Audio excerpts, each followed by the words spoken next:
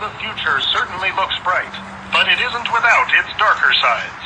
According to some predictions, obesity will likely run rampant, and political corruption will become so commonplace as to be accepted.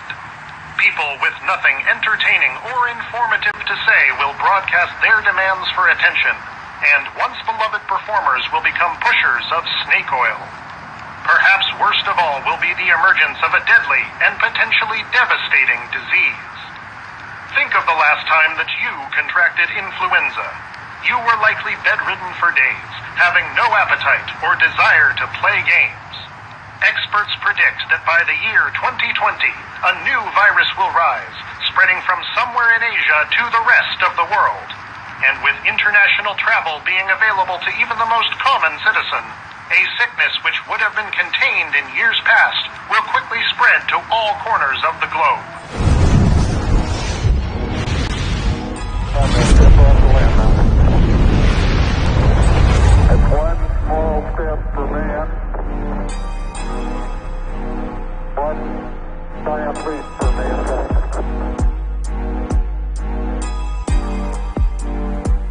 The very word secrecy is repugnant in a free and open society.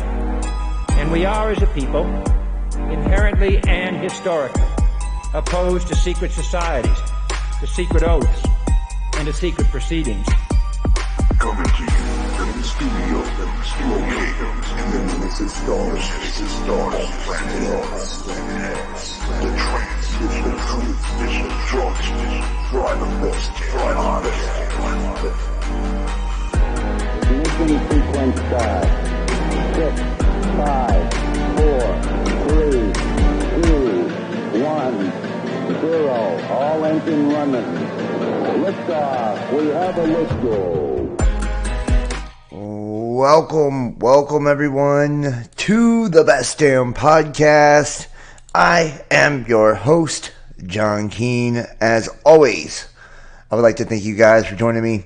Ask that you please add, follow, and check us out, www.thebestdamnpodcast.tv.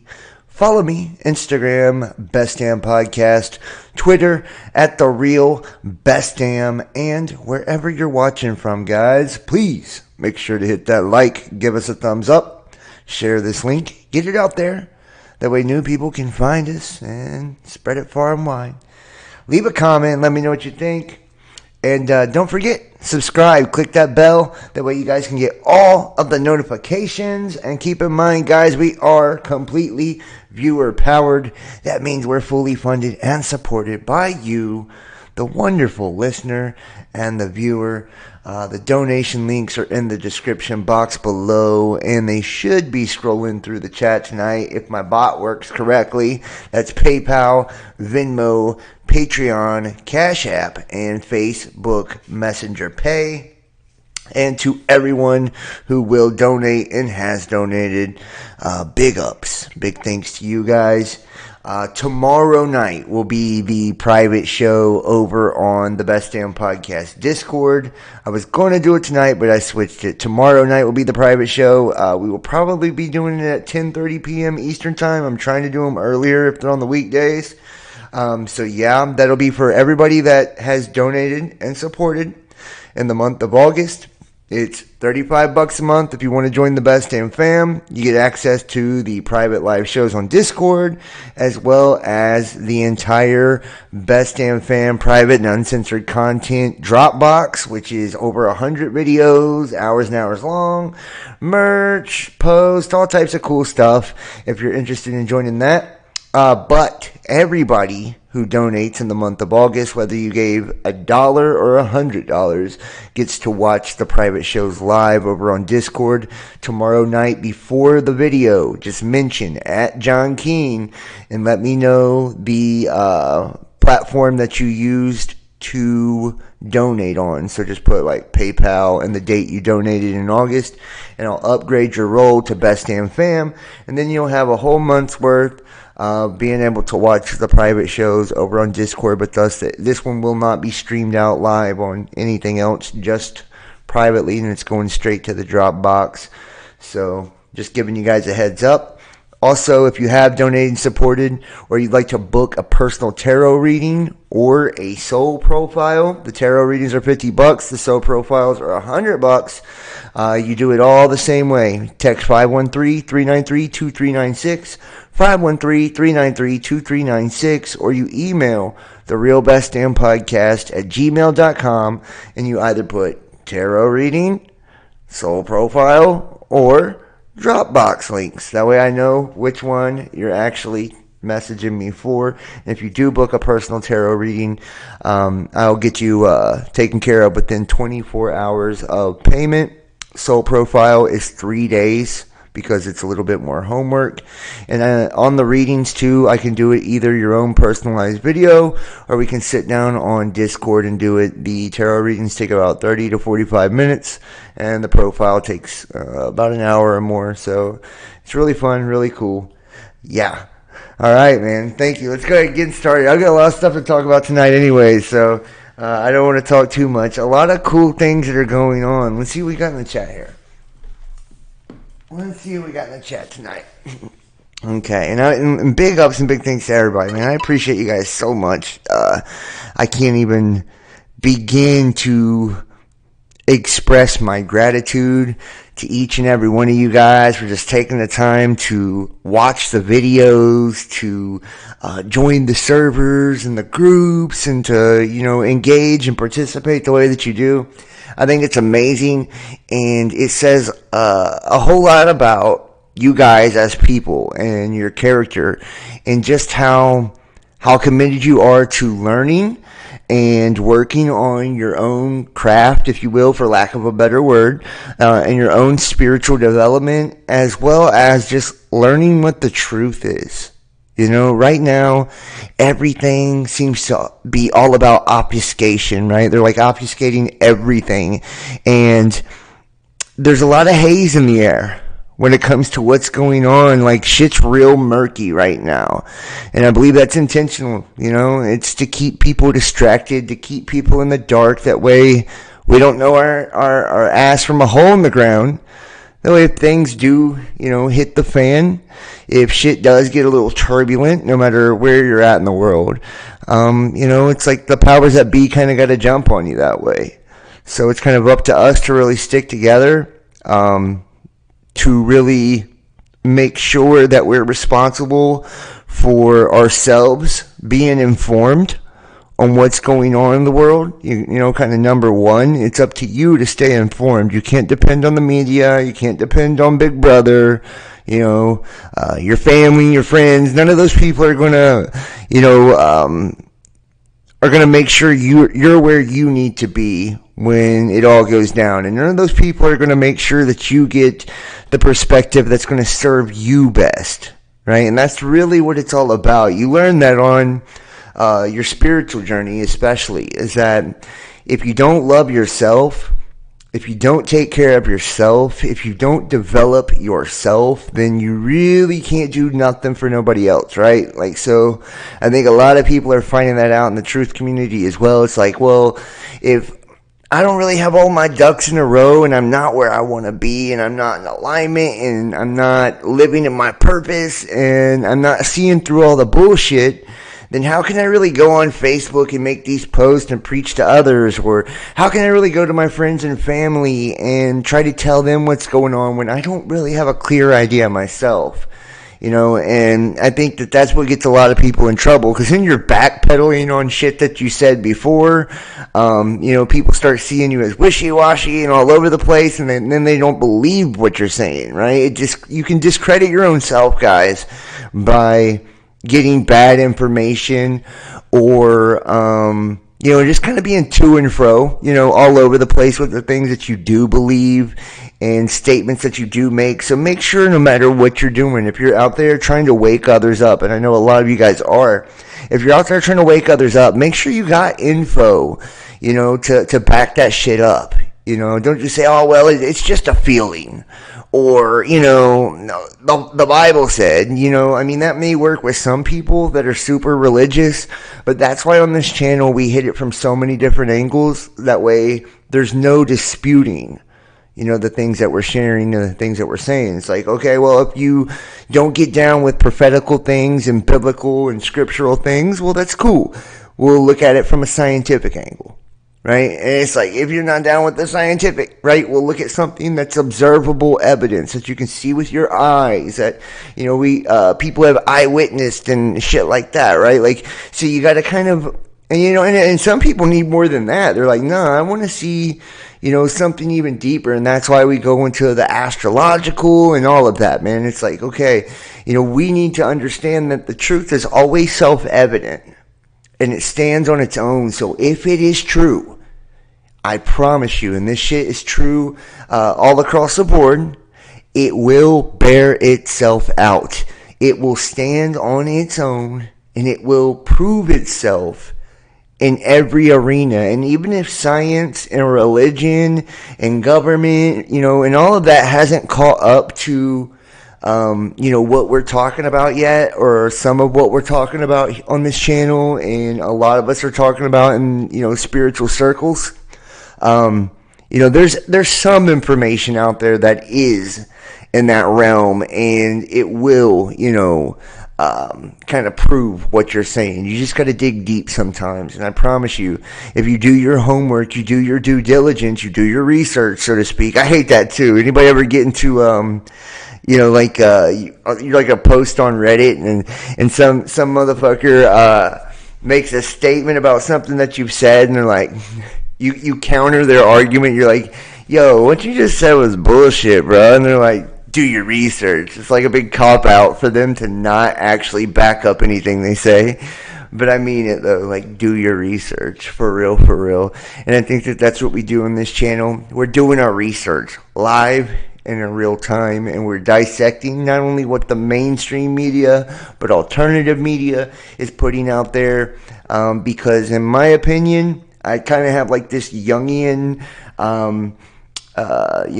belief on the way that reality works. And I do believe that we project, reflect, whatever, right, our conscious reality, and humanity's psyche, or our collective spirit is manifest in everything. So that's why we see, like scripture, which the base word is script, right, be kind of like the script to the program. It's that cyclical nature of reality that plays itself out over and over and over again. That's why there's nothing new under the sun, which kind of gives credence to we're probably living in a holographic simulation of sorts. But we see it play out in the constellations, astrologically, in the stars. We see it play out in world events, geopolitically. The shit's even self-evident on metaphysical levels, anatomical levels, metaphorical, allegorical. I mean, you name it, right? So that kind of gives credence to that. Like, yeah, whatever's going on the inside definitely seems to be projected externally everywhere you look. So that's good news for us, though. You want to know why? That means however you perceive the world, too, right? So it's not just a collective and what we got going on collectively. Sure, our shared collective experience is going to reflect the shared collective consciousness. But, big but, our individual conscious perception dictates our individual lives and experience. Now, to me, that's good news. To me, that's absolutely wonderful news, and maybe that's what Jesus was talking about when he was talking about the good news, right? Preaching the good news. That's how you're saved from everything. It's through faith, right? It's by believing. Well, through faith is just, your thoughts and intentions being pointed in a positive direction of things that are unseen.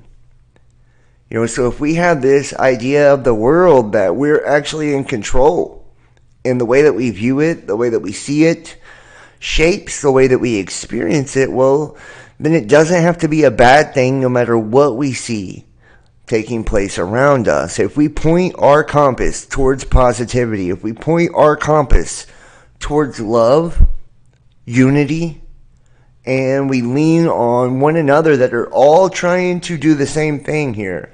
Like if you're in this family, if you're in this group, my belief is that you're probably, onto a lot of the same shit, right? You believe a lot of the same things. You look into a lot of the same stuff. You have a lot of the same concepts that I do, and that's why you watch. Or you have similar ones at the very least. And if we're all kind of pointing in these directions, well, then we have a big chance that we can impact not only the collective and the entire experience as a whole, but we can dramatically focus our energy within our own individual lives and with our own small group we have here, and actually make our lives better and focus that energy and begin to attract things that are far more desirable than what we've been getting in cycles from the past. Think about it. Most of us, we got to the place we're at today because we've been beat down by the world, right? It's had to take a bunch of L's to kind of get us to where we're at now, right? To humble us enough to be able to truly learn, realize we don't know everything, and get humble enough to learn, truly learn.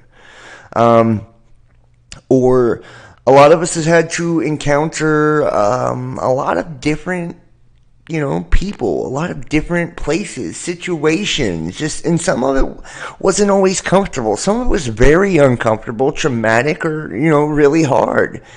And it's made us to be to where we're able to adapt now to people that are different than us, right? And where we have such different perspectives on the world, whether it's our political points of view or our spiritual points of view, right? It doesn't matter. Where we're so different in the way that we see things, it allows us to be able to accept others that are different than us as well, right? And that's a true gift right there, because most people fear what they don't understand, and most people, they just absolutely silence anything that is a dissenting voice from the status quo, or, whatever the majority believes in, right?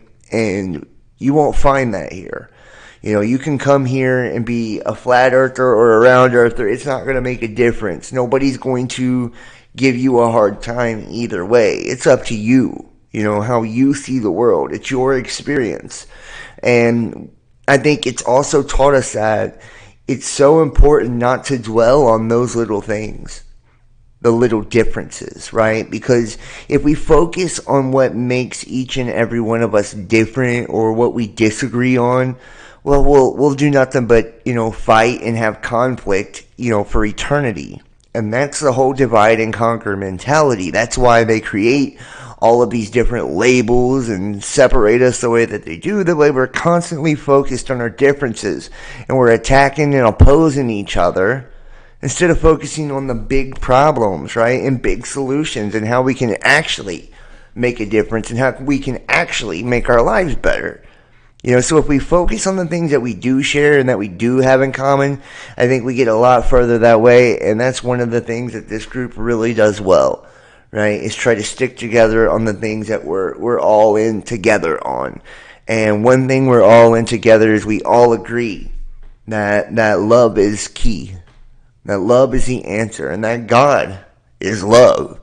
So if we act out of love, if we act out of selflessness, and we do things from that place, then we're always going to find ourselves not only in a good karmic position, storing up good dharma, good chi, good energy, however, you want to see it. We're doing it on a spiritual level, putting good money in the bank, basically. But we're also putting that out into the world for others to experience, and attitudes are contagious. If you come into a building and you have a shit attitude, chances are you're going to get a shit reception. And if you come in somewhere and you're happy and you're putting on peace and prosperity, you spread that around as well.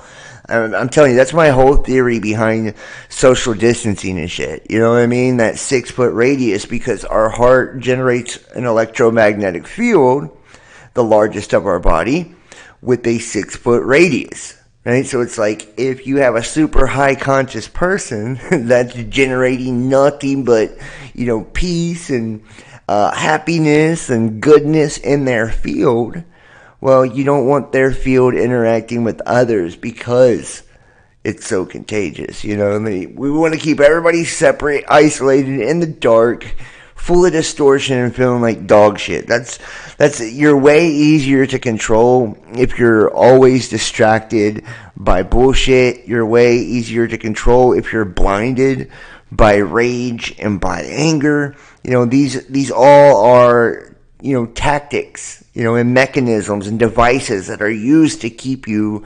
oppressed, that are used to keep you from blossoming into your full potential, into the person that you were that you are meant to be, and from finding your true calling and your true purpose, man. So let's jump into this. I know I've been on the soapbox a lot lately. I don't know what's up with me. Like the last couple of videos, I don't even know if I even did videos. I just talked for like fucking 2 hours. But it's like I just say what's on my mind, and when I see the chat too, the chat's been totally amazing. It's like the comments in the chat, man. It's like some of that shit just needs to be addressed. That's what it's all about, is our shared experience. And guys, I want to say too, it may feel like you're not, but you're doing a hell of a job out there. Like, we're making a difference. If we wasn't making a difference, we wouldn't see that they are literally altering community guidelines on social media platforms and shit to try to stop certain types of information. If we wasn't doing our job and making a difference, they wouldn't be coming up with international laws to try to stop the information, right? The censorship, shadow banning, cancel culture, all of those things would not exist if we wasn't putting a big fucking dent in the armor of the man. So I just want people to know that. We just got to keep chugging, keep pushing forward. And I think we're about there. Like, to me, if you look at the world, and we're going to get into this now too, the weather is getting quite chaotic. This includes solar weather, all right? To me, and this is on a serious note, to me, this is indicative of major changes that are just on the horizon, right? I told you guys that we had this whole Jupiter retrograde time, that as Jupiter went into Pisces, and the new moon, in the 8-8 Lions Gate, like all of these different things, we were going to have this time of beauty and manifestation and prosperity and abundance according to your natal chart and all of that. Not everybody's going to get as good of an experience depending on how you connect to Jupiter. That's why you should book a reading with me. You find that out, but I digress. But most of us will, right? Most of us will.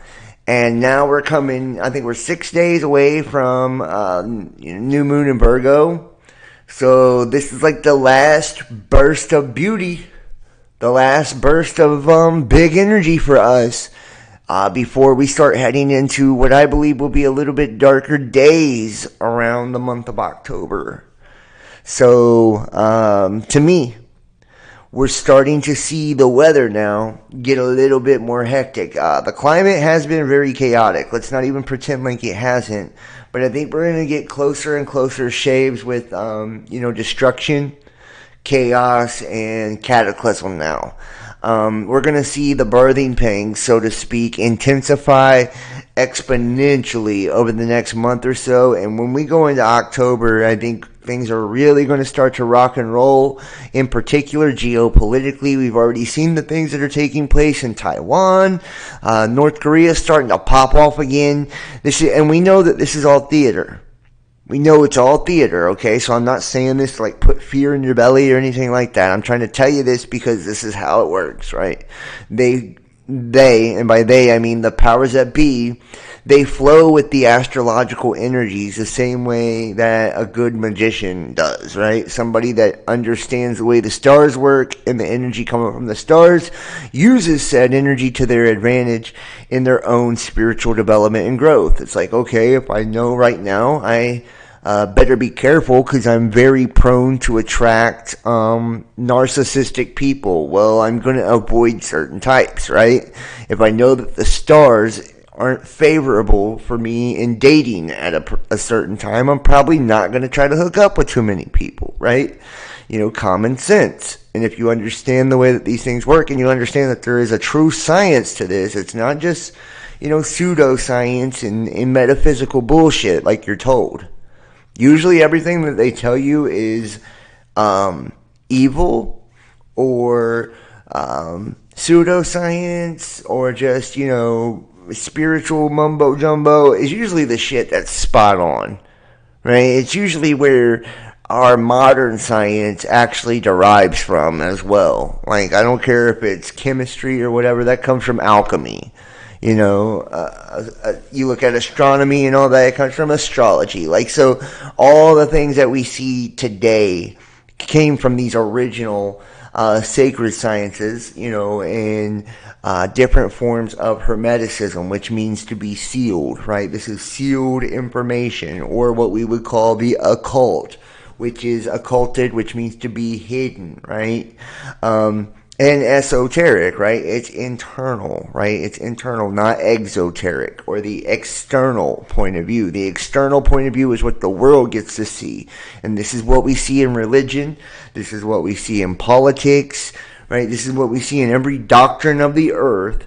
Every school of thought on the earth is this external, physical, kind of lower-minded point of view when it comes to things. And anything that steps outside of that box, they're going to try to label with something that will discredit it. That way you'll stay away from it. And if it doesn't work through fear, well, that's evil, right? That's occult, that's dark, that's evil. Stay away from that. If you're not, driven away by fear because they said it was evil, then they'll use other methods and other terms like pseudoscience and all that to try to make it sound stupid. Or like there's not a scientific process behind it, or it can't be backed up in any way, shape, or form, just like they do with history by calling it mythology. Those are like historical accounts, and those historical accounts spread all the way across the goddamn world. Like there's, I think there's over 600, and I'm using my quote fingers, mythos pertaining to a deluge. Now you tell me, okay? Let's just think about that for a second, right? It's a myth, right? A myth that there was a great flood, even though there is data when it comes to, the soil geological data showing that we've had, large floods, ice ages, all these things, right? Mass extinction events, multiple. We're actually on our 6th mass extinction event right now. And even though we have all of this, right, still it's considered mythos or mythology whenever we talk about these accounts, because mainstream science, mainstream history doesn't have the answers because it predates what they put in their textbooks. It doesn't fit into their nice little neat timeline because we're probably far older than we've ever been told, for one. For two, it doesn't fit in their timeline because they don't want you to know that this whole deal with I call it gradualism, where they tell you that we evolve, the planet evolves, the stars evolve, and everything evolves on this very, very minimalistic, gradual timeline where it takes millions and billions of years for one cataclysm to occur, and it's just not true, right? It's just not true. You can look at anything you want, but when you go back down to the soil and, carbon dating is all fucked up. And I believe they use carbon dating intentionally because it's so deceptive and gives these really wacky timelines for the way that things take place. So they want you to buy into it. So they're like, okay, we're going to, just like a PCR test, right? Can find any bacteria or molecule basically of anything within the earth in the human body and amplify it and make it appear as if it's there, so they can find anything they want to with those. Same thing with like carbon dating. It's got like such a wide range of timeline in the testing. They can say, yeah, this was any time between 10,000 and 20,000, BC, right? When they really have no clue, what time it was. And if we really get down to brass tacks, it appears these cataclysmic events are happening far and far more frequent than we've ever been told. They actually seem to correlate more than likely with, and this is from my findings and these are my theories, with our great conjunctions and our celestial events. And there could have even been a time where, like the story of Christ and the sun, the birth of the sun, rising again 3 days later, I feel like at one point in time there could have been such a direct correlation between the sun and these cycles that when the sun went through this process, there was actually catastrophic effects too. I doubt that's been for a long time. But maybe that's where it even started. A lot of the mythos with the sun and the precession of the equinox and all of this. We know that the precession of the equinox is included biblically when they talk about, the worship of the ram and the bull and all of, and now, Pisces, the fish, with Christ. And now we're moving into the Aquarian age of man carrying the pail of water. So those things are in there. They are heavily misinterpreted or misunderstood, and I believe that's also intentional, through the churches, because if they got you in a mind frame of understanding the times and the days, and the Bible says like that no man knows the day or time, because time is fluid for one, and time is actually an illusion for two, right? It's just man's concept of tracking our revolutions and orbits and cycles within, our reality. So yeah, that's why anytime you ever see prophecies and shit, they always use astrological alignments to kind of date when it's going to happen, because that never changes. That is the true clock, the sky clock, right? The clock in the heavens lets us know, what time, what season we're at, and if the religious systems discount astrology, well, looking at the prophecy of like the woman and the dragon, Revelations 12, right? And they're telling you, no, there's going to be an actual woman standing in the sky on top of the moon with the sun over her shoulders, right? And she'll have an actual crown of 12 stars on her head, like giving you this fairy tale fabled version of it. That way you're always looking for, and for one, it mystifies religion in a way to where, it plays on our imagination. And if we play on our imagination, it gets us more engaged.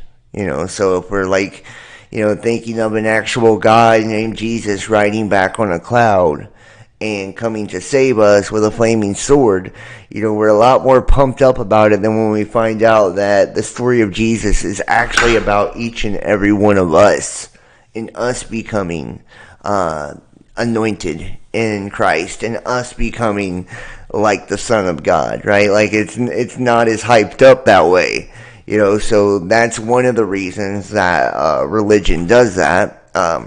And number two, most of these 501c3s and all these different groups are part of, they've been corporatized, right? So in order for them to keep that status and, make their money and be part of the system, which they are, if you don't think they are, then I think during the pandemic that should have proven otherwise to you when they were lining people up to participate in all that. Canceling church to do that too. That should have showed you right there what the religious system's actually a part of, and who they actually belong to. Because it's not God, in case you haven't caught on by now. So if they give you this exoteric perspective, this external perspective, you're looking outside of yourself too for answers. which means you'll go to other men for answers, like liars, fork-tongued liars that usually capitalize on people like they do in 501c3s and all of that. And you won't trust your inner knowing, your inner self. You won't be in tune with your inner knowing, your inner self, and that Holy Spirit that resides within you. You won't be in tune with none of that because you'll think it's all outside of you and that you're not worthy or not good enough to have that, which is crazy. And if you believe you don't have it, you'll never tap into it, you'll never experience it, and you'll never wield it in the world against the enemy. And remember, Christ came to the Pharisees and Sadducees, and that would be your modern day religious systems, by the way. The gods have never changed since the time of Christ, just saying. And he told them, your father is the father of lies, and their gods have not changed.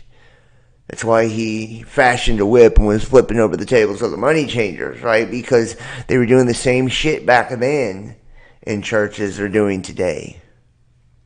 And when he said that this temple, would be destroyed and resurrected 3 days later, they weren't pissed because they thought he was predicting his own resurrection, and was talking about putting the capstone of illumination on his own self. His spiritual temple, the holy city, New Jerusalem. They were upset because they thought that he was talking about knocking down their fucking church. They had mega churches back then. This isn't a new phenomena. And one of the things I think that crawls under people's skin the worst is when I start talking about, churches and religion and Christianity and all of that. They think I pick on Christianity. No, I don't. It's just it's the largest religion in the world, meaning it has more influence than any of the other religions all across the world, so we can't ignore that. And when you're fed propaganda and stuff that says, we'll be persecuted during the end times, well, if you're the largest religion in the world, I'm sorry, friend, but that's the furthest thing from persecution I can think of. Persecution would be, like groups like this, where all of your messages are hidden, censored, silenced, where all of the great leaders and great voices from your group are killed, canceled, right? Silenced, harassed. That would be like, the real deal. That's what it would actually look like. Remember, it says that they would kill you thinking that they were doing the work of God. Do you see where this is all going now? They create these individual committees to go after domestic terrorism, and they call you extremist and shit like this. Why? Because you just disagree with a few political policies, or you disagree with, the mainstream religions? That makes you a total dissident, a danger to society now? Shit. That's not an Orwellian dystopian future, is it? That's not persecution, is it? But you see, they flip it around, though. And they've got you convinced that if you're not part of the church, then, well, you're evil and you're persecuting them. It's like, nah, I don't think so. Don't think so at all. You guys are going right along with the agenda. You're doing exactly what they want you to do. You're saying exactly what they want you to say. And you're following the beaten path. You're not leading nothing. You're following. And if people are being saved through these different religions, it's not because God is in those buildings. It's because he's in the hearts of the people, and they sincerely want to make changes in their life, and they sincerely want to find find God or the source within themselves. That's the only reason. It wouldn't matter if they ever stepped foot into the building or they did it in their backyard. You know, and Christ talked about that too with the Samaritan woman, right? He said there'd come a time they wouldn't worship in the temples or anything, right? Or the mountains, that they would worship in the spirit. That's the time we're in now. You know, where it's happening in the spirit. We don't need religion. We don't need limitation and restriction and all these different things that tell us who God is, to tell us what God is to us. This set of rules that says we go to hell if we don't follow them. You know, and all-knowing, omnipotent, loving God is going to, you know, toss you in the flames because you didn't get bound by the Saturnian death system's, you know, piece of paper that says you're married before you had sex with someone? Don't think so. They're going to throw you in the flames of hell because you were true to yourself and loved who you loved if you're gay or lesbian? I don't think so, you know. The last I checked, I mean, I'm not, but the last I checked, the people who are, they were born that way. You know, I can't help who I'm attracted to. You know what I mean? Like, I love who I love. I like who I like. So who am I to say you're going to hell for who you like and who you love? And who are they to do it either? Or if we vote progressive or Democrat, we're going to hell now too. By the way, I don't know if you guys caught the memo on that one. You know? But if you're Team Blue, you're also going to hell now. And see, and this is how they get you. This is how they hook you. Hook, line, and sinker. They create these associations with different groups. And these groups appear to be grassroots movements. They do, right? The Trump movement, at first, damn, that shit looked like some grassroots movement, didn't it? Like the people choosing someone the people wanted. Someone who said, fuck the man, fuck the system. Let's take down Hillary. Let's expose those emails. You know, all of it, right? And there was even a noble cause behind it, because there always has to be a noble cause behind it. Whether it's safety and security of 9/11, weapons of mass destruction, of Operation Iraqi Freedom, and Desert Storm, or it's child trafficking with QAnon. You know? That's your noble cause behind it. It's to pull on your heartstrings, because you won't fall for the controlled opposition if you don't feel truly emotionally invested into it.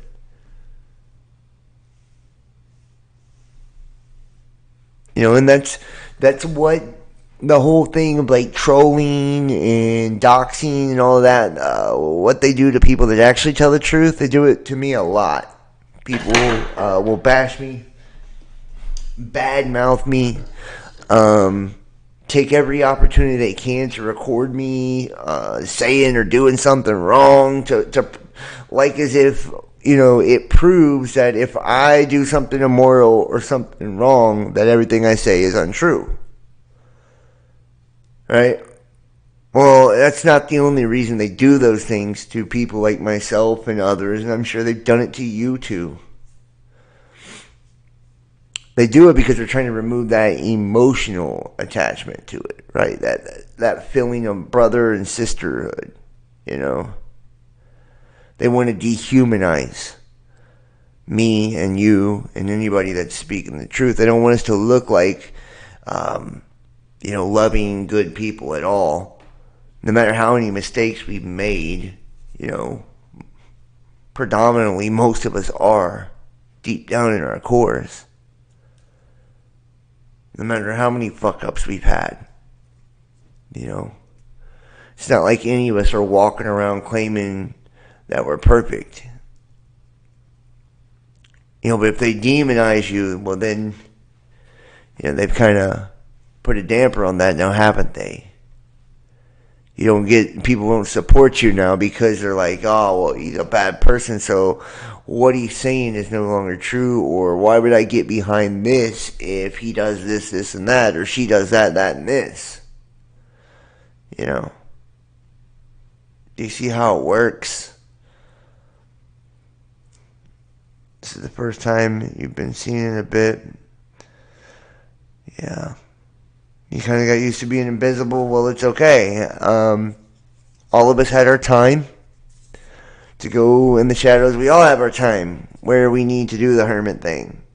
Where we need to take a step back and really just be ourselves and really just kind of take a breather from the different information and from people and all that. That's necessary, That's necessary. But ultimately, we need to make sure that we are, staying on top of each other and looking out for each other, because I shit you not, guys. Like, we really will be all we have, and we are all we have if you haven't noticed that yet. It's coming to that now, they put all these eggs in the same basket, so to speak. Right, so no matter if you are considered the leader or you're, just kicking it, it doesn't matter now. They've data mined all of your feeds and algorithms and, metadata and all of that, So they see you just the same as me. It doesn't matter who's speaking and who's watching. It doesn't matter, if you watch me once a year or, once a week. You watch others that are just like this, or you probably say and, download and look into articles, they got it, is what I'm saying. So, we can't really trust that the outside society is going to do right by us when they went to so great of lengths and put in so much effort to isolate us, to segregate us, to demonize us. The only people we can really truly depend on to do right by us is us. And that starts with each and every one of us individually. But here we go. A volcanic eruption can devastate the world, and we aren't ready. Yeah, we're not ready. That's not news to anyone, but we'll look at it anyways. And here's the sad part. They could know that one was going to happen tomorrow, and they would not notify you of this. That's why when it comes to prepping, when it comes to any of these things, you have to understand what has taken place in the past when these cycles come to an end or come to a close, right? What's taken place in the past when the destroyers went by, or, when we've been hit by asteroids or magnetic reversals. And I think we do a good job on this channel at, illustrating what has happened in the past. We cover it quite a bit. Every show we talk about, previous extinction events and how they affected the Earth. So that's a good spot to start learning. And if we learn that, kind of what has happened and what we can expect this go around as well, we can also start to look into the signs and the symptoms, right, that Earth begins to show either right before or during these events. And I think that's where we're at now. It's like we're trying to understand, okay, well, before said, event A, we know that the Doomsday Glacier breaks loose and that all that ice starts, generating tsunamis, worldwide. We know that's one big sign. So that whenever all this begins to happen, that the magnetic field becomes extremely turbulent and the Earth begins to perturbate. We know that. We know that whenever this begins to happen, that the currents and the jet streams begin to change directions, right, in the way that they flow. Well, we're seeing that. We know that as well. We know that when these events begin to happen, that crops and livestock are devastated by it, right? And that, whether it's monsoons and, fucking torrential rains that, it'll rain 10 years worth of rain in 30 seconds, or extreme droughts, that these are part of it as well. We're seeing that as well. We also know that we will see different things in the sky, too. The auroras, the colors, the heavenly bodies, the asteroids, the meteors, the fireballs, the comets passing. These are all, telltale signs of the times that we're in. We got that going on as well. We know that, and this is where the scientific shit becomes major in this, because we're now, and on this channel, I love that I don't feel like other people are doing it. And I'm not going to say why they're not doing it. I don't know. For real. Maybe they're just not there yet. And we know how consciousness works. We know that it just takes one, right, to have the knowledge and to start pushing that forward. And, we're in a group. So whatever I put out there, one of you guys, not only do you pick it up, but you'll capitalize on it and maybe take it further than what I did. I'll present a theory, and then one of you guys will bring, massive clarity to the theory, and even expound upon the theory, and then it begins to grow and spread like wildfire until all of us in the conscious community have that as a general understanding, So I feel like that's where we're at with a lot of the information that we've been sharing, especially here recently. This last couple of months in particular, the things that we've been sharing on this channel, I feel like nobody is talking about. And I feel like it's been like that for a while, but it's not because not everybody is as committed to it as this group of people are, to understanding the mechanism of reality and how it all works with electromagnetics and, light and sound and all of that. It's very, very complex in one hand, but it's also the most simple understanding you could ever find in the other hand, and that's the paradoxical nature of our reality. Now, we do know that these auroras and these gases and things that we're seeing are a big sign. Some people will chalk this up to geoengineering and HARP, and we're going to talk about cloud seeding and all that shit tonight too as we go through. That's also taking place. And we're going to talk about some reasons of why I think these things are taking place as we go through it all. But these are massive indicators of things that are, they're changing, right? The way that the sun is behaving and reacting, and its effects on the Earth, the coronal mass ejections, the solar flares, and the incredibly high solar activity, the sunspots. All of this. These are big indicators as well. Indicators of what? Well, in my opinion, I'm a believer in catastrophism, and that each cycle, each orbit, or long cycle, long count, ends in destruction. We know that the nature of this reality, and we go on a micro and macro scale. So if it happens down at the cellular level, then it happens on the biggest level, which to me is the celestial level. It takes something dying for something to be born, right? And out of destruction, new life is formed. And these mass extinction events have showed us that, right? They've showed us that. We're on the 6th mass extinction event of the Earth, and all the previous mass extinction events, things changed drastically, forcing the entire planet to adapt, and all of the species and the animals and people that could not adapt died, right? They died. Most of them, I believe, from being unprepared, because they didn't have plans for a rainy day, when they most likely should have. That's just not being Chicken Little, the sky is falling. That's not being doom and gloom or fear porn.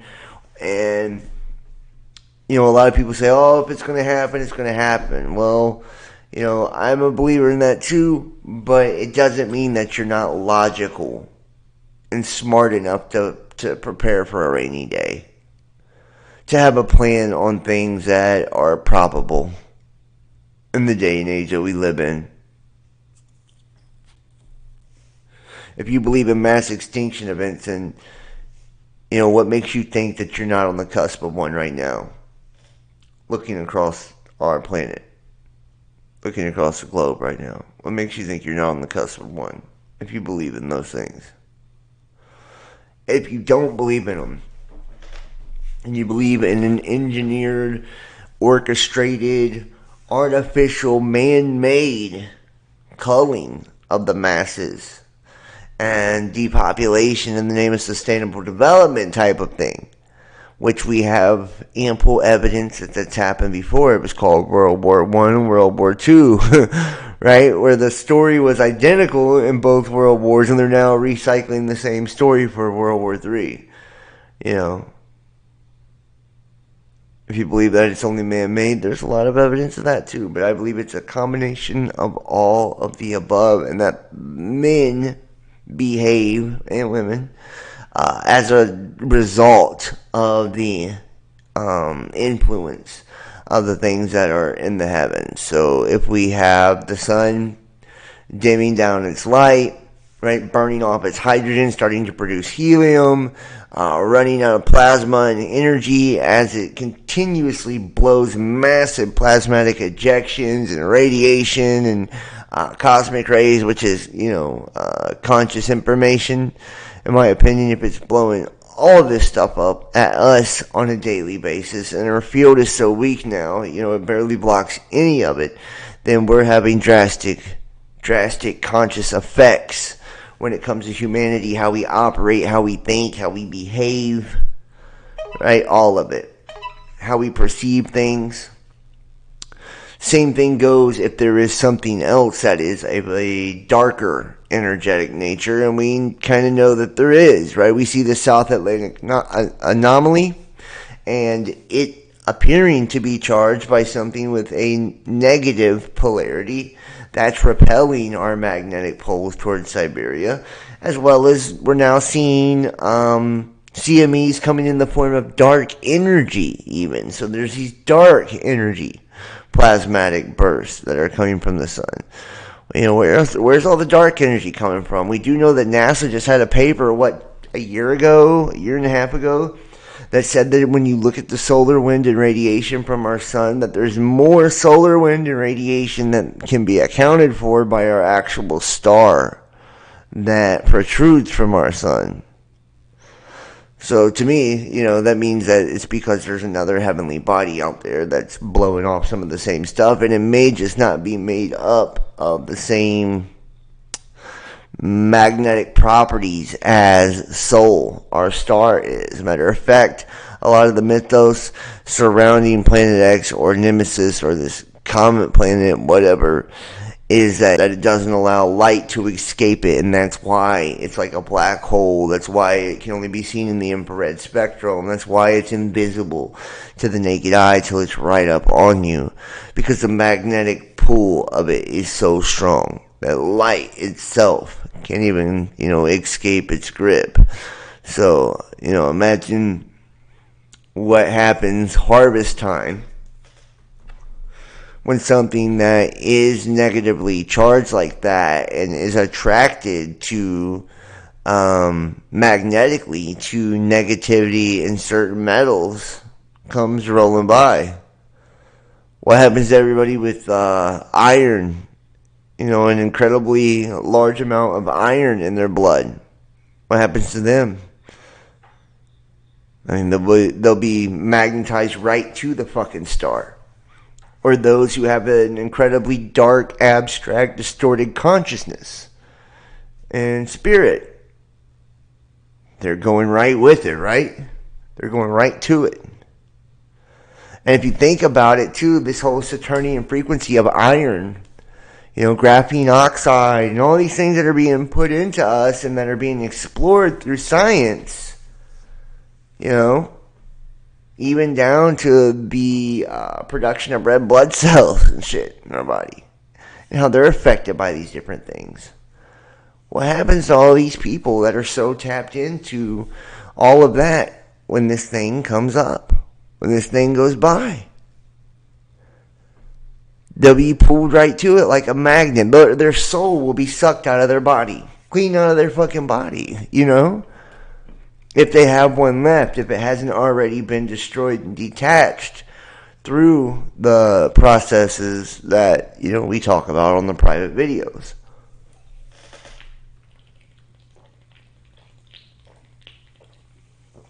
Excuse me. And they want you disconnected from the Holy Spirit, if you will, from the source, from that signal of consciousness that comes from our Creator.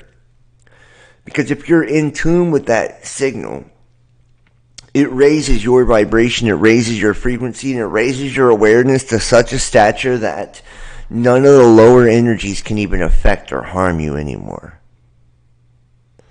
To where all the things that used to blind you, that were occulted, that were hidden, that were sealed, right, and they used to blind you and maybe even scare you, are now incredibly obvious to you and pose no threat or no fear to you, because your understanding supersedes anything that you've ever been taught.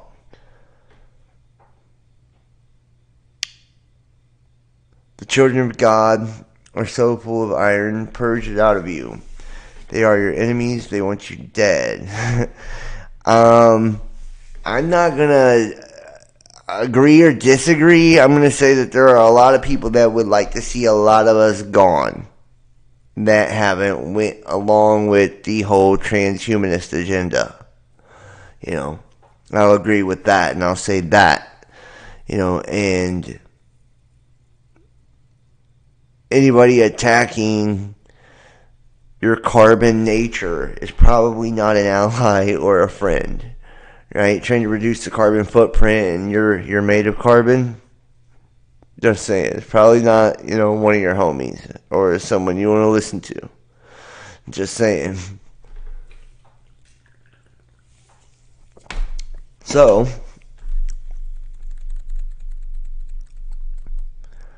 major volcanic eruptions have the potential to cause major damage to the world. Now, why the chances of such a catastrophic eruption aren't exactly the highest, we are not prepared for the devastation if it should happen, as experts have noted in an article published in Nature. And I just want you to know, too, that these eruptions, they are, in fact, and can be, in fact, triggered by asteroid impacts. Asteroid impacts can trigger just exponential amounts of seismic and volcanic events all across the globe, right? One big fucking boom and shake to the tectonic plates can actually trigger everything. Okay, so matter of fact, I think it's Nostradamus that talks about, you know, a mountain thrown into the ocean that causes land masses to rise and fall, right? So that's incredible tectonic shifting that's taking place. That's seismic events. That's, you know, what we would call pole shift, and it's triggered by, you know, a celestial impact, some giant asteroid hitting the earth, you know, ringing it like a fucking bell and shaking it to the point to where, you know, the land starts to shift, because it can have such a devastating effect to our magnetic polarity, right? If we are protected by a magnetic field that's already in flux from something of an opposing polarity, you know, kind of pushing on it, and the way it's locked with the sun already, you know, causing it to kind of be all over the place and frayed and, you know, wobbling already. Then you have something come in that's got a super large magnetic field to it, and it's highly ionized as well, you know, because it is a large celestial body. It's an asteroid, you know, and it pounds the earth with all of that pressure and all of that force that's essentially equivalent to anything beyond what we know as far as nuclear weapons and their capabilities. You know, they're never going to tell you that. You know, they always try to say, oh, well, it's got the equivalent of this and this amount of TNT. You know, well, they're not telling you that if one actually hit that was, you know, big enough to kill a third of the fucking planet off. You know what I mean? Like, what kind of devastation that would look like. And that man themselves have nothing to compare, no fucking frame of reference to compare to what that would actually look like. Let's see if did I lose my article here?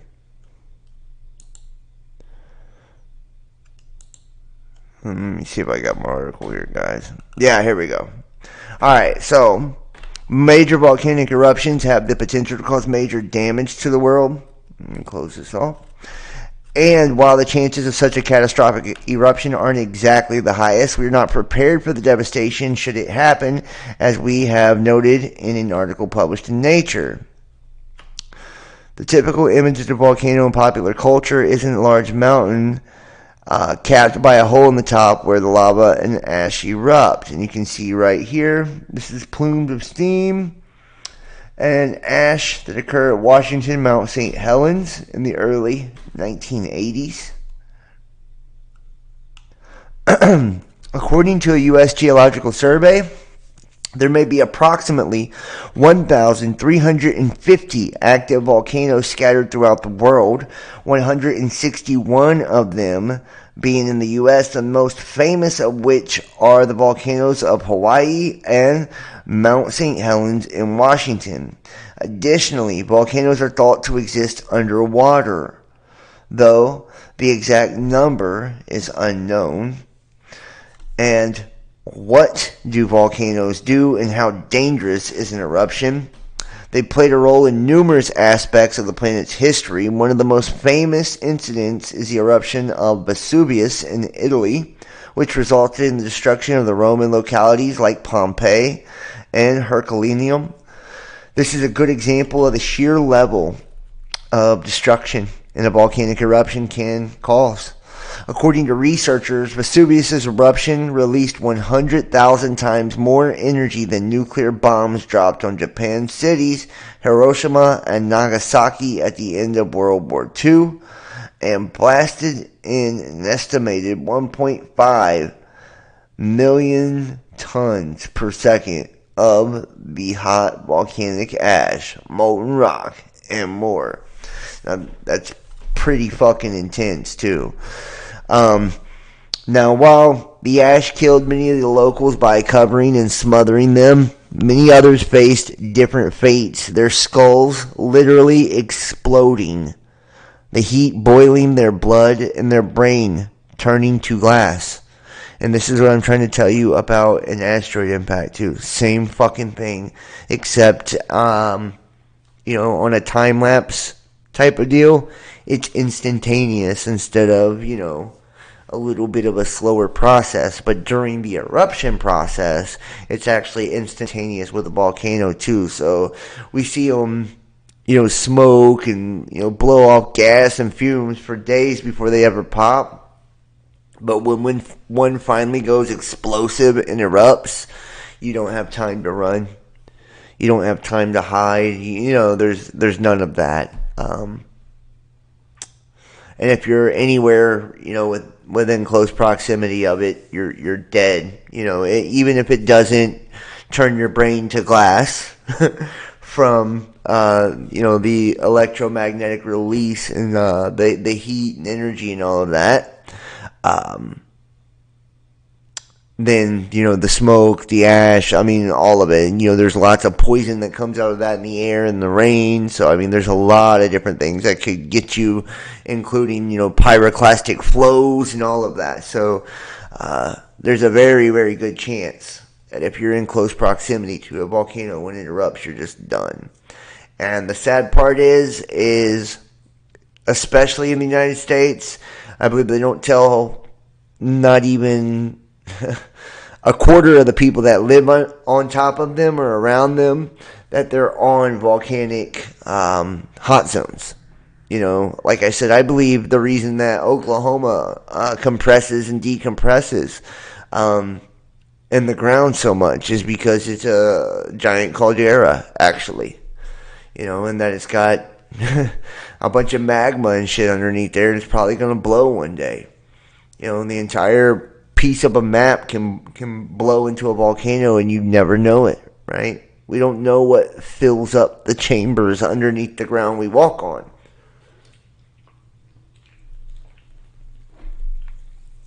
Same thing New Mexico, same thing California, Alaska, right? I mean, this Mount Rainier, Mount St. Helens, just goes on and on and on and on. Yellowstone, right?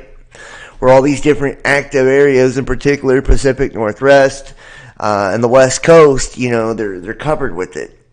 And if you look at the geological data, especially in the Four Corners area in the Southwest, you can see these patterns in the soil that kind of show that there was evidence of pyroclastic flows, in previous times. That lava covered the ground and made these grooves from the flowing of magma, way back when, whenever that particular cataclysm happened. And we don't know how long it takes for Earth to recover from these. So people can say, well, John, that happened millions of years ago. Or that happened 100,000 years ago. You don't know that. You don't know if our planet recovers fast as shit, and within 300, 400 years, we could go from total devastation and destruction and not even be able to tell if any of it has taken place, besides little traces. You look at the bottom of the ocean, the bottom of the sea, there is, and I mean, it's not even just a little bit. There are, entire cities that are, the size of fucking Manhattan and shit all over the bottom of the ocean floor, that have incredible architecture and, show that there was a very modern edge to the way that they were designing things and the lifestyles that they were living. And they were buried underwater in a fucking instant, in an instant. So, we have no idea, how long it takes, and a lot of them are still very well preserved that are under the water. So we don't know if that's from 10,000 years ago, or we don't know if that's from, 1,000 years ago, is my point. And like I said, through the deception of carbon dating, which to me is history's version of the PCR test, they are able to pull the wool over our eyes and, get us in that mindset of gradualism, of everything takes place incrementally, super, super slow, over a long period of time, and that, basically the celestial clock, it doesn't even blink in your lifetime, and that's also to make you feel incredibly insignificant. That way you won't try to do anything impactful in the world. It's like, oh, why bother? You know what I mean? I'm so insignificant that, this little, my life is nothing but a little millisecond blip on the map of what's taking place throughout human history, when it's probably not as accurate as what you're being told at all. Now, it says that Vesuvius was just one example of eruption. As bad as it may have been, many have been much worse. So I always wonder about that. Yes, true, but the end of the times prophecy seems set in stone. Okay, we can go there. As far as end times prophecies, okay? As far as end time prophecies, first and foremost, let me just say this. To me, prophetical text,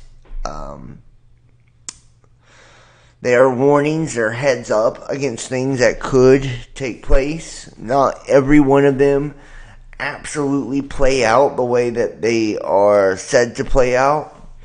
They are events that are seen, so they can happen on very different levels from what you've been told. Just because they're prophetical events doesn't mean they have to happen in the physical world in the way that you perceive it. if that makes sense.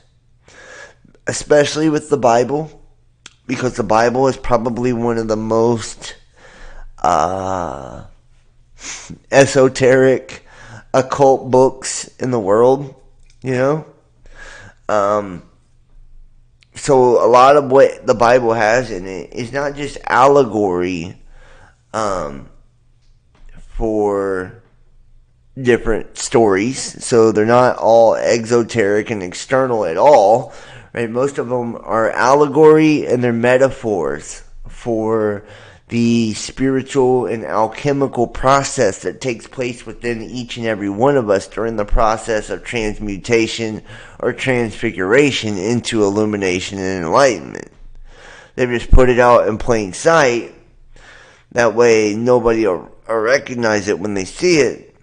And, we live in fear of destruction and death because the prophecy said so.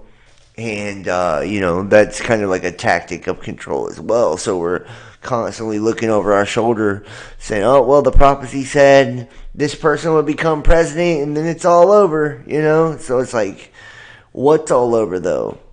Are they talking about an old paradigm, an old way of seeing things, an old perception? See, that's where you have to get really, really clear on how you read spiritual texts and prophecies and all of that. Because if you take away your preconceived notions and you look at it at like a first person perspective and you look at it as these things are about me and these are metaphysical and they're metaphorical, right? You'll come away with a whole different perception of scripture and all that than you would have as if you already had it in your mind that the only way to look at it was, the physical, way to look at it. So, just saying. Now, the two deadliest eruptions in recorded history both took place in Indonesia in the late 1800s. The second deadliest is an 1883 eruption at Krakatoa, which destroyed much of the island and surrounding archipelago. It killed over 36,000 people and was felt through thousands of kilometers and heard worldwide. The deadliest was Mount Tambora eruption, which may have killed over 250,000 people. And this is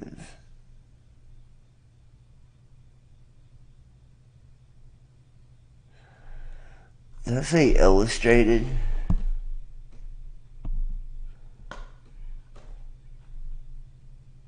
And you can see, right, the pyroclastic flow and all of it being spewed out into, you don't use your left brain anymore. That's funny as hell. Well, you still need that left brain. You still need that, logical side. We can't make only hard decisions. I do agree, though. It's like I use my intuitive, creative side, my feminine side, far more than I ever have at any point in my life now. But I can overdo that too. All things in moderation, even moderation. I can get to the point to where I overdo the heart side of things and overdo the intuitive, creative side of things. And sometimes I need to take it back down to earth a little bit and put that left brain logical spin on shit too. So, don't discount left brain all together. We need it, but we can't just be seeing our entire world through left brain and, letting that dictate our reality. That's for sure, right? It's there to assist with our reality, because the right brain, transmits signals and information to it, and then it's able to tap into our speech centers and all that and project that out into the world for us through phonetics. You find God within through meditation, my thoughts. Him, your love for your Creator, drives your spiritual people and drive it till it stops, because it does stop. What? What are you talking about, man? Where the fuck are you coming up with this shit? The love for the Creator, to me, never stops. It's infinite. That's the whole point. It's infinite. If maybe your love for the Creator stops. And it doesn't. We have lulls and we have times of doubt, sure. People have lost faith. I've lost faith at times, man. You know, it's hard to be consistent, especially for years upon years upon years. You know, I've been doing this for years now. I'm surprised I'm still even doing it, if you want the honest to God truth. Because I've been to that many dark places, you know, as I've been on the path. It's like, damn, how am I still believing at this point?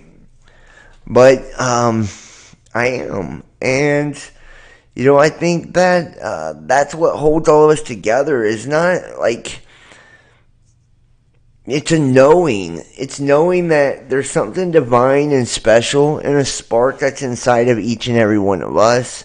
So that gives credence to that we came from something like that. We were made in the image of the Creator. So there's got to be a divine, you know, spark from whatever we came out of. Because we're conscious and aware. So we couldn't be made by something that's unconscious and unaware, if that makes sense. So something that was a thinking, conscious, you know, experiencing type of being had to be able to, you know, be what created us, or we wouldn't have the abilities to be a conscious, experiencing type of being either, right? It's only logic on that one, you know. Dave was laughing. It does go on forever. Now, in the modern day, the most recent catastrophic volcanic eruption is Hunga Haipai eruption in Tonga, which climaxed in January 15th, 2022. Death toll was small, but the eruption thought to be the strongest since Krakatoa.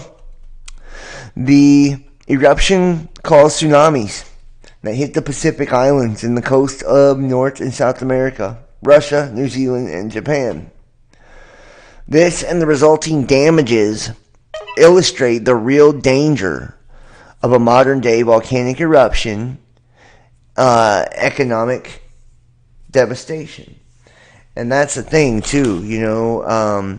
We're now seeing FEMA, you know, get amped up and get prepared once again, you know, with the whole funeral cost, shit like that. And once again, these grants and all of this for different types of destructions and cataclysms, which is, you know, kind of like an indicator that they're getting ready for something more.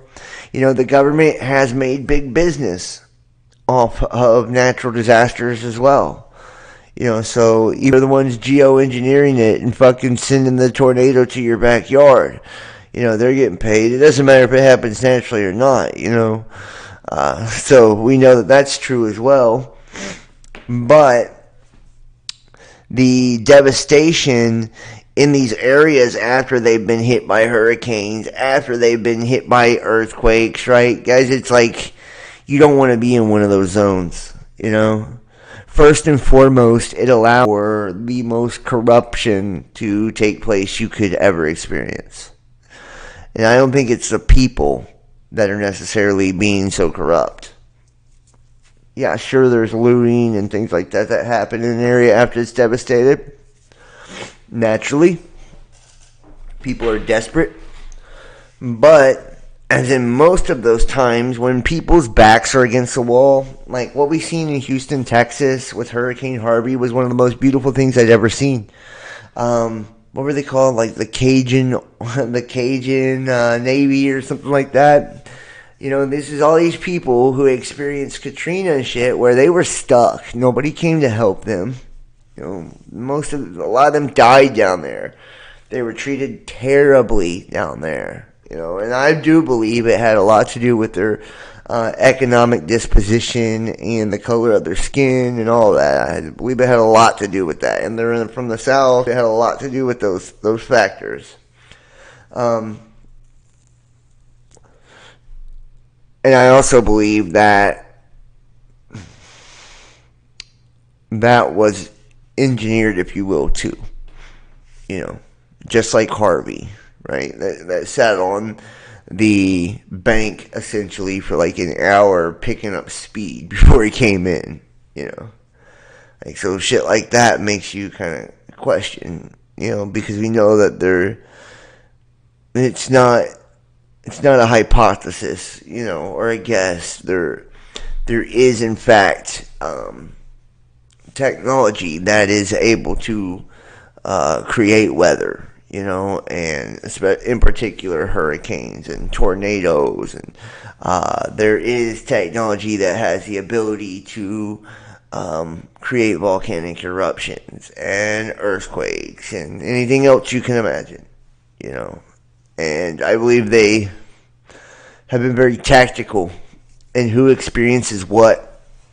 Like Kentucky, people having the ability to farm and raise livestock and, do it privately and take care of themselves. And then they experience all these fucking tornadoes and all, you know what I mean? It's like, okay, that's weird.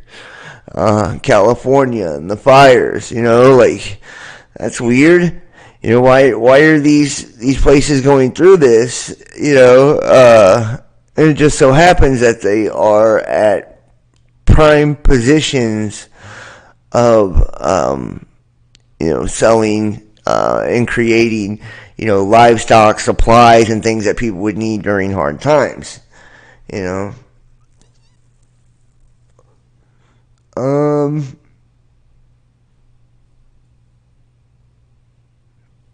Just because you don't know doesn't mean it's not going to happen. This turns 4 times, then it stops. This is the end of our ride.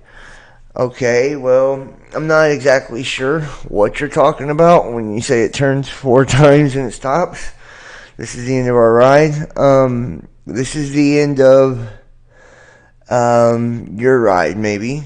And that's on you. My ride ends when it ends, and I'll be happy with the outcome, no matter how it ends, as long as it ends with me going to a higher place consciously and becoming a new being, a evolved and developed being that is able to exist in a higher dimensional space. That's what I'm shooting for. Says the researchers noted that the eruption significantly hit Tonga's economy and broke undersea communication cables. But the eruption's peak only lasted 11 hours, preventing more ash and gas release.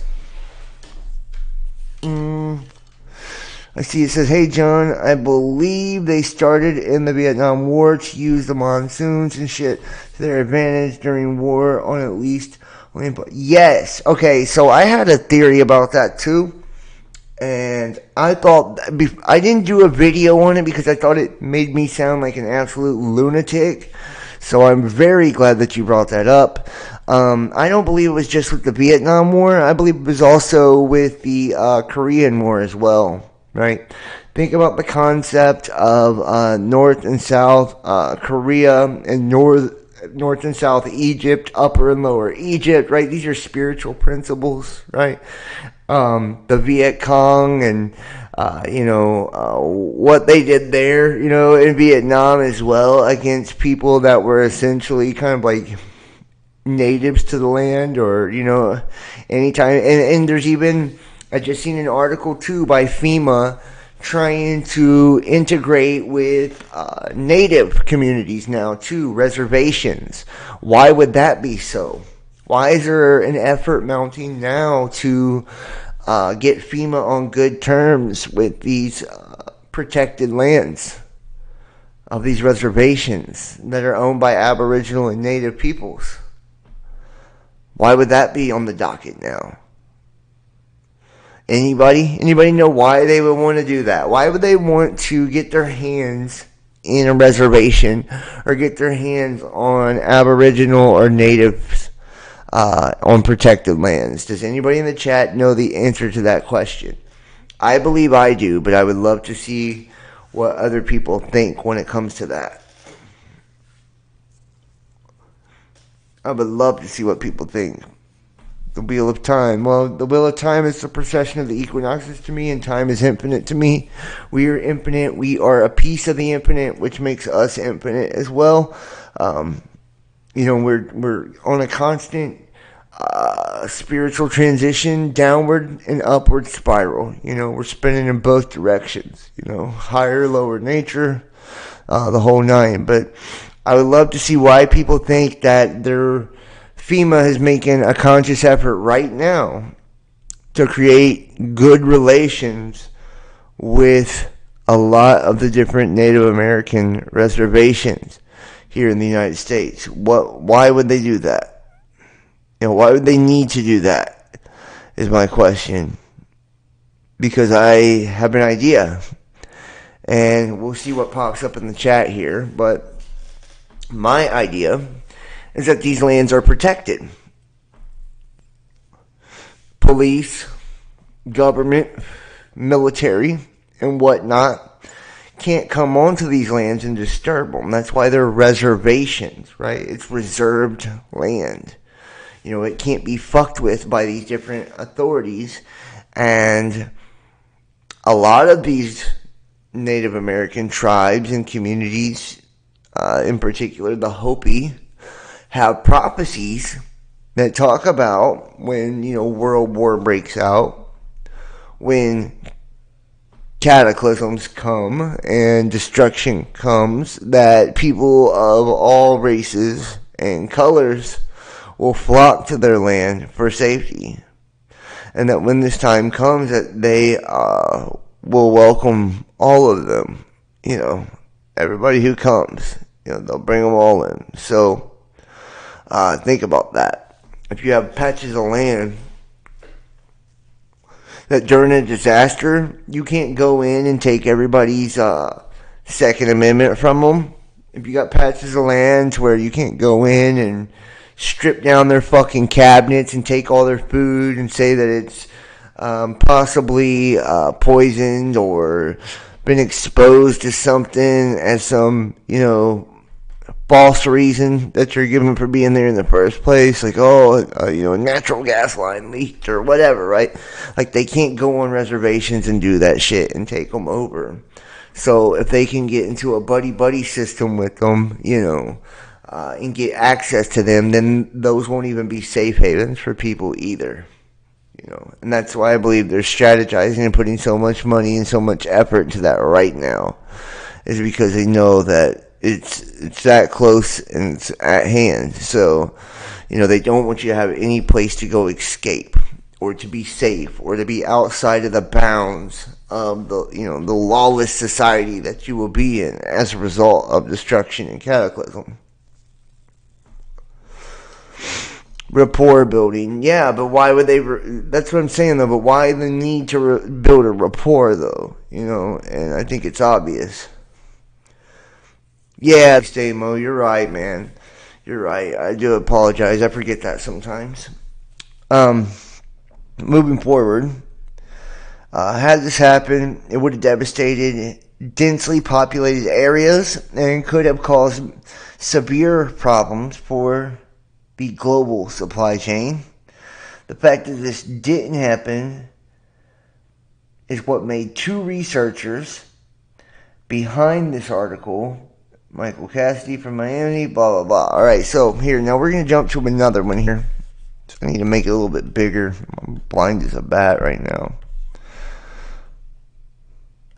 Dance in the plaza in front of you? Yeah, well, and you see here's another article talking about volcanoes, huge volcanic eruptions.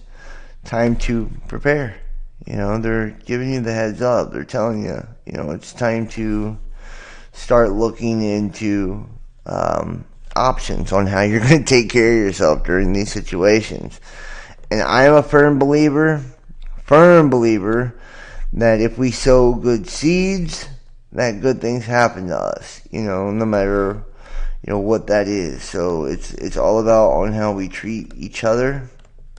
It's all about on, being giving and loving and kind and all of that. That's going to essentially reinforce your magnetic field, your aura. Your aura is your shield. It is your magnetic field, okay? The number one way to deposit positive karma into said aura and said magnetic field is simple. It's through charity. It's through giving, right? That's the number one way. That's why churches and politicians and all of that, that's why they do that shit. They go volunteer at, homeless shelters and shit like that. They do it not only for their public image, because they want to look like they help people, but they do it because you get no bigger deposit of spiritual, energy when you do, give to someone or help to someone. So, they don't want you knowing these things, because if you did, you would be trying to do acts of kindness everywhere you went, because that would be your true protection, right? Remember that the generals and the kings of the earth, they're calling for the mountains and the rocks to fall on them and hide them from the face of the one who sits on the throne. The Hopi prophecy talks about that men will disappear like so much smoke, and that some will appear as if untouched.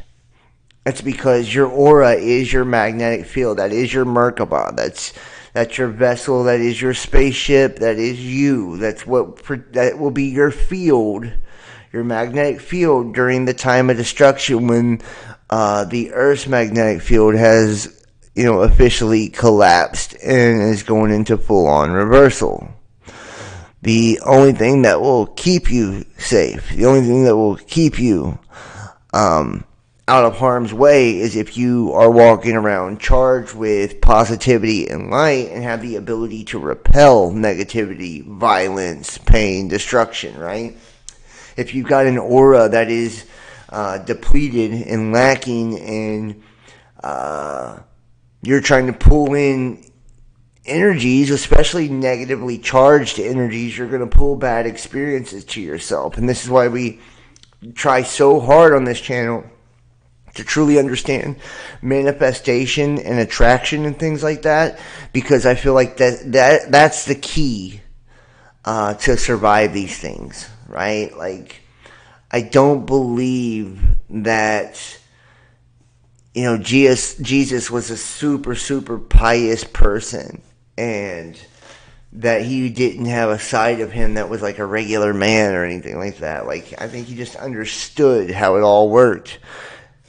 And that's why you're told to turn the other cheek. It's not to make you be a pussy. It's because if you engage with, negative energy, you entangle yourself with it for one, right, and connect to it, and you feed into it, and you make it get bigger, if you engage with it.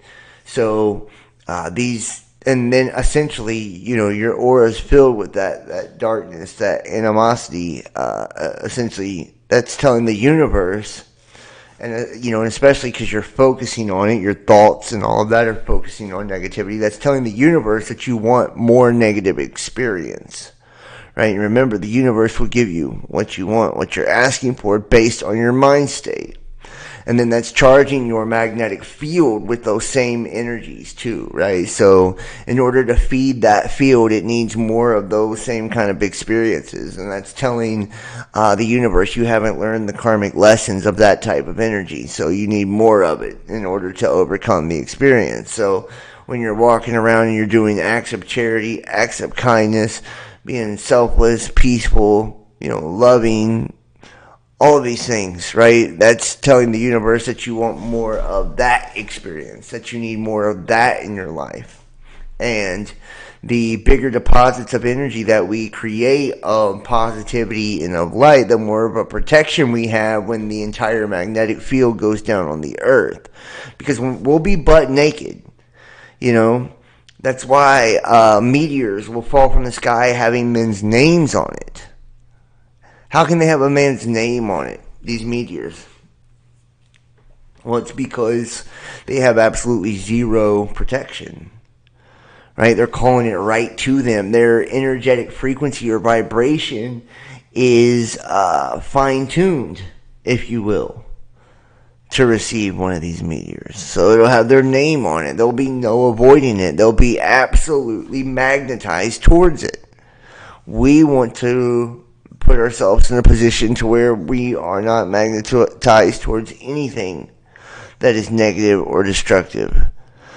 Matter of fact, if we're in the right state of energy, we repel those kind of things, right? What about the firmament? The firmament to me is the magnetic field, right? And we know that it says in the Bible that islands and mountains will be removed from their place, and the sky will recede back like a scroll. Well, if you think about what that actually means, and if the firmament is in fact the magnetic field, kind of like a plasmatic shield, if you will, around the earth, if it's going to and fro, or, scrolling across, thinking about magnetics and the way that is, that's because there's like a major disruption in that, and there'll be no protection. So it'll, in essence, roll away, right? There'll be no more field to keep the radiation away from you, to keep all of the cosmic energy from coming in. And we know that radiation and energy actually affects consciousness. And if it is in fact a dark star or a highly toxic comet or whatever that's super ionized, that energy is going to have an effect on consciousness too, right? So if it's a highly toxic comet, it could make you incredibly sick. There's no field to protect you. There's no veil. There's no firmament to protect you, and we know that it's going to split, right? It's going to roll up like a scroll. So that's going to happen, and that's as a result of flux in the field, right? Causing it to destabilize and reverse its polarity. It's going to wave like a damn flag. So, you're going to have those type of effects and those type of experiences, and there's no telling how you will receive that information. Remember, our DNA contains the genetic material necessary to receive these upgrades, and these upgrades are then sent throughout our nervous system, like our electrical wiring, to our brains, to our pineals, right? Our pineal glands, our magnetic poles of our body, which connect to our ability to receive the conscious signal from the stars, right? And the positive, and you're going to get it positive or negative. It all depends on what you're aligned towards, what your polarity is. And that's going to depend on how you experience that. And if you're not in a high state of consciousness, I imagine that a lot of these things are going to have, pretty scary effects on people. That's why it talks about in the Hopi prophecy that, we'll see entities and creatures and stuff from essentially other dimensions, right? Some that we had seen from the past, some that we've never seen before, right? And so, not understand the nature of these things. That's because all of the dimensions will be able to be accessed at once. We won't have that protective firmament over us anymore that keeps this one third dimensional space kind of locked into the illusion that we're in now, right? To where everybody, hears and sees in a specific energetic frequency range. So we kind of share a collective space or reality. Well, if the veil is gone, there's no limitation on perception on what you hear and see. So your reality could be totally fucking different than my reality, and that would be based on how much you're in alignment, right, energetically. So if your chakra system is totally out of alignment and you have not overcome traumas from your past, and you have your bottom three chakras blocked, let's say, right, and like your root chakra, which represents stability and security, that being blocked, and all of that frequency coming in, which will trigger activation and awakening in everyone, right? So that's why it's important to get them all jacked into the matrix. That way they can't shift into that frequency. You know, they're locked into an artificial frequency, you know, 5th generation frequency that's already, you know, being transmitted through all of the Starlink satellites and all that shit. But if you experience that frequency, you know, you're going to have the gifts and abilities of that frequency. Your DNA is going to respond to that frequency, you know, and you're going to be activated by that frequency. So if you're in a very, very dark space, right, that's essentially going to turn things into hell for you at a very, very intense level. And I think that's why a lot of people will be seeking death and won't find it, because, you know, the curse of death will be broken as well, because all of the dimensional spaces and reality that hold shit together will be broken. So death won't bind us anymore. We won't be able to die because we'll be, you know, outside of the conscious illusion or the cube or the trap of the matrix system that we live in now. So people are going to be, in essence, you know, heaven will be on earth, right? Heaven will be on earth. Jesus brought heaven down, right? And it's a war in heaven. And you hear heaven and heaven and heaven and heaven over and over and over. Heaven, you know, it means the celestial spheres or the heavenly bodies, right?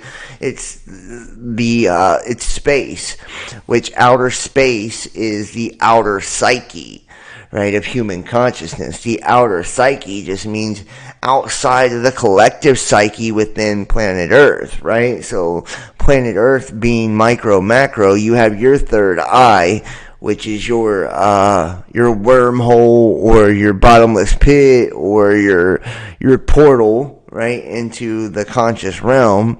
Well, the planet, in my opinion, is a collective third eye, if you will, for all of the human species. And it allows us to receive the conscious signals and frequencies from the sun and any other celestial bodies that are passing. So, you know, like I said, if you got a dark star passing that is got such a strong magnetic field, it doesn't even allow light to escape and gives off nothing but distortion and, you know, chaotic, poisonous frequency, well, that's going to affect people tremendously, and people will probably kill themselves once their eyes are opened and they see the true nature of reality, especially the ones who cling on to reality the way that they do. You know, and that's the new normal, right? The new normal applies to so many different things and so many different ways of looking at things, you know. So I think they're trying to get all of us kind of ready for a shift and change in vibration and frequency all over the planet, and it will be due, you know, to the catastrophic changes, or the catastrophic changes will be a result of the energetic frequency shift, one or the other. But they're telling you to prepare, right? To forecast and try to manage globally disruptive volcanic eruptions. The risks are greater than people think. Xfinity, I'm not sure if I'm catching on, so I do apologize for that. Let's move forward here. You homeschool your son. I think that's a very wise thing to do. Honestly, you know, why would you, in this day and age especially, and I'm not saying that everybody has the luxury to be able to do that. Some people don't work from home and they don't have significant others to chip in and help with the children or anything like that. So they have to, you know, in essence, send their children to, which is just fucking